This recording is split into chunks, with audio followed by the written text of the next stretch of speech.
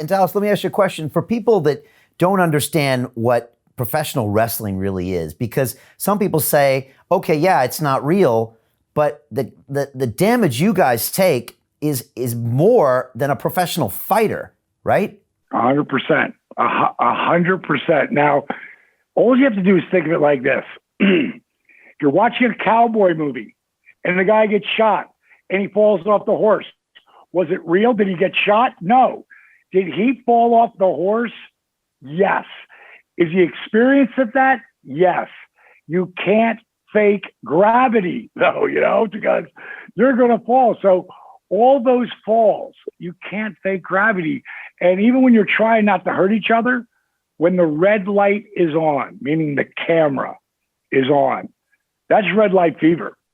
And guys are coming in, as they get older, you can see they're trying to hold back a little more because they don't want to get hurt. But when you're younger and you're jazzed up, man, I ran nightclubs since I was 23 years old.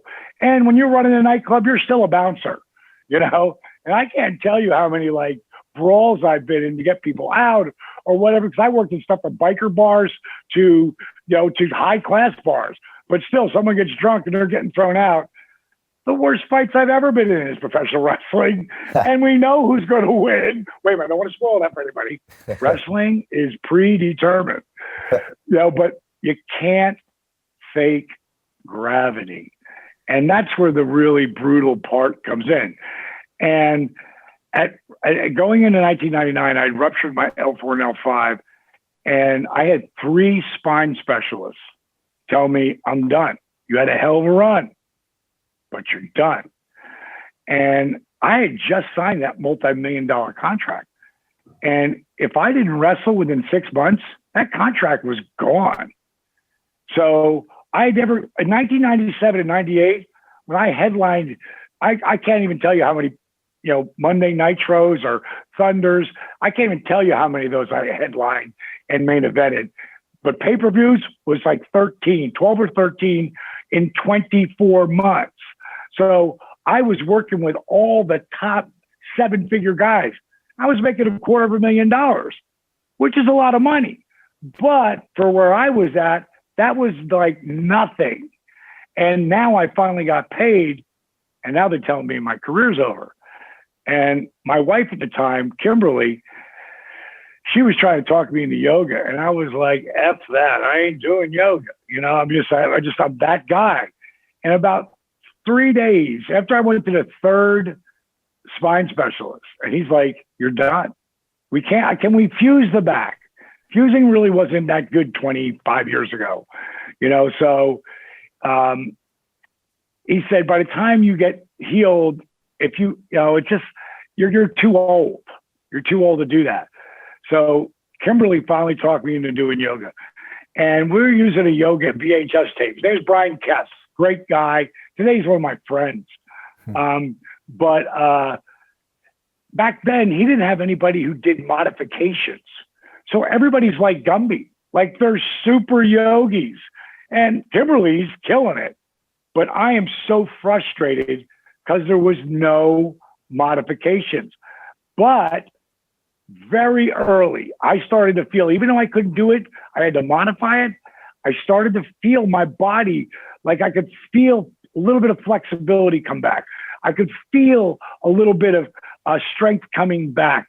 And within the first 3 weeks, I felt a significant difference.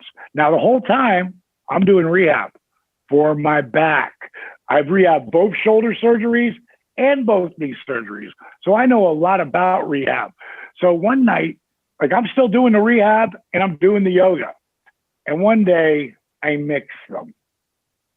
Right before I went to bed, I'll never forget, Kimberly walked by me and she goes, wow, you're really getting serious about this. Now I'm about a month in. And I'm like, I'm getting back in that ring. She goes, well, you do what you got to do. And then I added in old school calisthenics, done with a slow burn movement.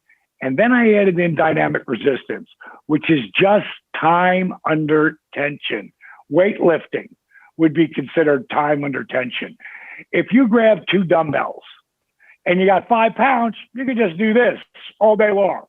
But If you got 45 pounds, you go from doing this to like really having to lift. And you're not just engaging your biceps, you're engaging your fingers, your hand, your forearm, your shoulder, your traps, your feet, your calves, your quads, your glutes. If you were wearing a heart monitor before you started doing curls, maybe your heart rate would be 72 or 85 or 92. After that set, it's going to be like 120, 130.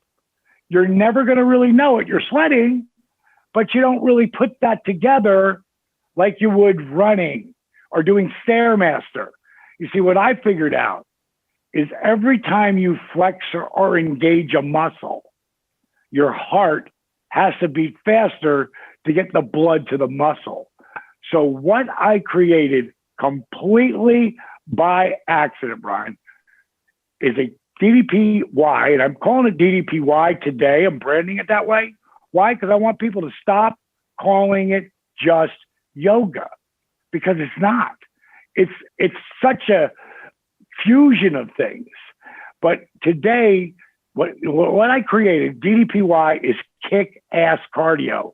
And I put a heart monitor on you that goes right to the app, that comes right up on your screen, so you know where you are in your zone.